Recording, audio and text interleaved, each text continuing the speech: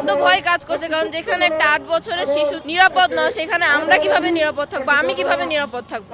আমাদের দেশে প্রতিনিয়ত যে ধর্ষণের সংখ্যাটা বাড়ছে, আমরা চাই এটি আর না বাড়ুক। আমাদের যে দেশ বাংলাদেশ, এই দেশে আমরা কোথায় সেফ? আমাদের নিজের বাড়ি থেকে শুরু করে স্কুল, কলেজ, ইভেন মাদ্রাসা পর্যন্ত কোথাও আমরা সুরক্ষিত না। আমাদের নিজের আত্মীয় থেকে শুরু করে ইভেন কি টিচার, কেউ আমাদের সেফটি দিতে পারবে না। আমরা যে বাংলাদেশে থাকি, আমাদের নিরাপত্তা কোথায়? আমরা এদেশে লুকিয়ে বাঁচি জাস্ট বিকজ আমরা মেয়ে বলে আমাদেরকে অল টাইম লুকিয়ে বাঁচতে হয়, নিজের প্রোটেক্ট করে রাখতে হয়।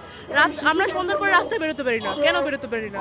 আমাদের কেন স্বাধীনতা নেই? আমরা কেন বের হয়ে আমাদের খেয়াল রাখতে হয় যে কয়টা মানুষ আমাদের দিকে তাকালো, কোন ছেলেটা আমাদের দিকে বাজে নজর থাকলো, আমাদের কেন খেয়ালটা রাখতে হয়? আমরা কেন এই দেশে নিরাপদ নেই? কেন আমাদেরকে নিরাপত্তা দেওয়া হচ্ছে না? সরকার যা আছে, এরকম ধর্ষণ তো একটা হইতেছে না। যদি আমরা দেখি গত 3-4 বছর থেকে শুরু করে হলো, মানে আপনি যদি গণেন, আপনি ঢাকা শহরে 1000টা রামিসা খুঁজে পাবেন। এই 1000টা রামিসা ধর্ষকের শাস্তি কেন হচ্ছে না? কেন ওরা জেলে যাবে, 2 দিন পর ওরা বুক ফুলে আবার রাস্তাঘাটে হাঁটবে? ওদেরকে কেন কেউ কিছু বলে না?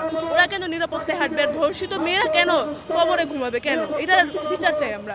আর ওই যে মহিলা যিনি ওনাকে হেল্প করছে, ওনার হাজবেন্ড বলে, ওই মহিলার যে সম্পর্কে যদি বলি, ওই মহিলা একটা অমানবিক মানুষ। উনি নিজে মেয়ে হয়ে যে একটা মেয়ের উনি সাহায্য করেন নাই, ওইটা খুবই লজ্জাজনক, একদম লজ্জাজনক। আমার তো ভয় কাজ করছে, কারণ যেখানে একটা 8 বছরের শিশু, 4 বছরের শিশু নিরাপদ নয়, সেখানে আমরা কিভাবে নিরাপদ থাকবো, আমি কিভাবে নিরাপদ থাকবো। এখানে তো ভয় থাকা স্বাভাবিক।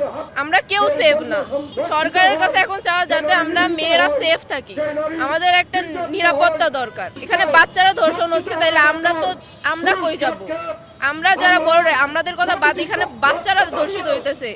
এখানে আমাদের তো নিরাপত্তা দরকার। তো একজন মেয়ে সমাজে এই যে বাচ্চাটাকে ধর্ষণ করা হয়েছে, সেই হিসেবে একটি ঘৃণিত কাজে সে সাহায্য করছে। একজন মেয়ে হিসেবে আরেকজনের মেয়ে, সে যতই ছোট হোক, সে এখনো দুনিয়া দেখে নাই। সে অনেকই ছোট, তার চোখে দুনিয়া এখনো কিছুই দেখে নাই। সে অনেক ছোট, এবং সেই ক্ষেত্রে এই যে মহিলাটা এই ঘৃণিত কাজে সাহায্য করছে, আমার চোখ দিয়ে আমি মনে করি এটার জন্য তার শাস্তি পাওয়া উচিত। এবং যারা আছে মেয়ে সমাজ, ইভেন এখানে অনেকেই আছে, তাদেরও উচিত এই ব্যাপারে বিক্ষোভ জানানো এবং ওই মহিলাকেও সমান শাস্তি দেওয়া। আমাদের দেশে প্রতিনিয়ত যে ধর্ষণের সংখ্যাটা বাড়ছে, আমরা চাই এটি আর না বাড়ুক। আমাদের যে ছোট ভাই বোন আছে, তাদের নিরাপত্তার বিষয়টি যাতে আমাদের সরকার নিশ্চিত করতে পারে। আর যে সকল নারীরা এই ধর্ষকদেরকে ইন্ধন দেয় এই সমস্ত কাজ করার জন্য, তো আমরা সেই সমস্ত নারীদের একটি উপযুক্ত বিচার সরকারের কাছে কামনা করছি। আমার এখন রাস্তাতে বের হতেও ভয় লাগে, যে শুধু আমি না, আমার বাসায় আরও মেয়ে আছে, আমার ছোট বোনরা আছে, প্রতিবেশী আছে, তো সবাই একটা আতঙ্কের মধ্যে থাকে যে কখন কার কি হয়েছে সেটা বলা যায় না। একজন নারীকে ধর্ষণের ক্ষেত্রে আরেকজন নারী সহযোগিতা করে, এখানে নারীই দোষী, শুধু পুরুষটা দোষী না। আর উনি ছিল নেশাগ্রস্ত, উনি ওনার সেন্সে ছিল না। উনি যদি ওনার ওয়াইফ যদি ওনাকে সহযোগিতা না করতো, হয়তো বাচ্চাটা এভাবে মারা যাইতো না। এটা শাস্তি পায় না দেখে এদের আর শুধরানো হয় না।